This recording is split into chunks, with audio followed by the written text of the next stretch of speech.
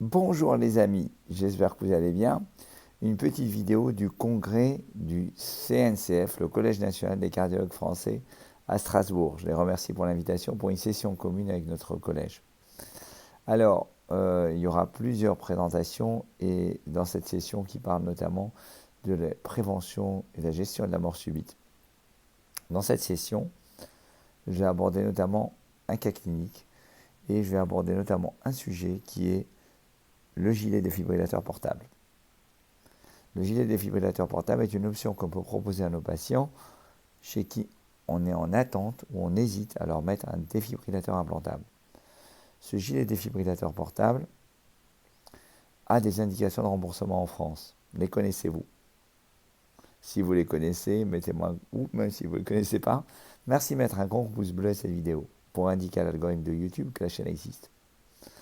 Alors, les principales indications. La principale, la plus fréquente utilisée en France, dans 80% des cas, c'est des patients qui ont fait un infarctus du myocarde et qui ont une fraction d'éjection inférieure à 35%, plus de 48 heures après le début de l'infarctus.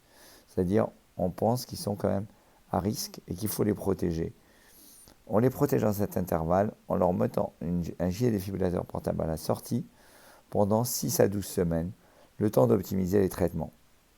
Et magie du traitement, dans quasiment la moitié des cas, cette fraction d'éjection va s'améliorer au-dessus de 35% et ils n'auront plus d'indication de défibrillateur implantable.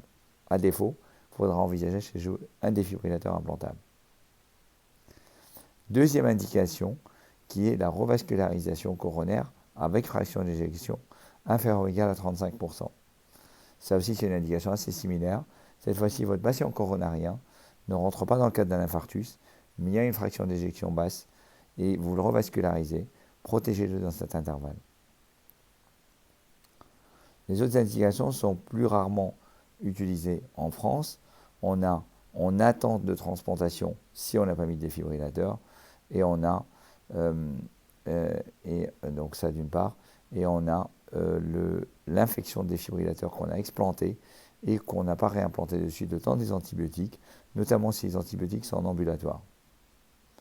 Et puis enfin, la cinquième indication, qui peut représenter une grande partie des patients, qui sont les patients qui ont une cardiopathie ischémique, une fraction d'éjection basse, et chez qui nous sommes dans cette phase d'optimisation des traitements médicamenteux.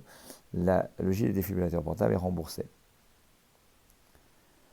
Pour résumer, vous avez ici les principales indications du gilet défibrillateur portable en France. Sachez que l'indication dans les recommandations, c'est du grade 2B, mais que le niveau de preuve s'est amélioré du grade C au niveau B dans les dernières recommandations de prévention et de gestion de la mort subite. J'espère que cette courte vidéo vous a intéressé en direct de Strasbourg. Peut-être j'en ferai une autre plus tard. Prenez soin de vous. À très très bientôt. Ciao ciao.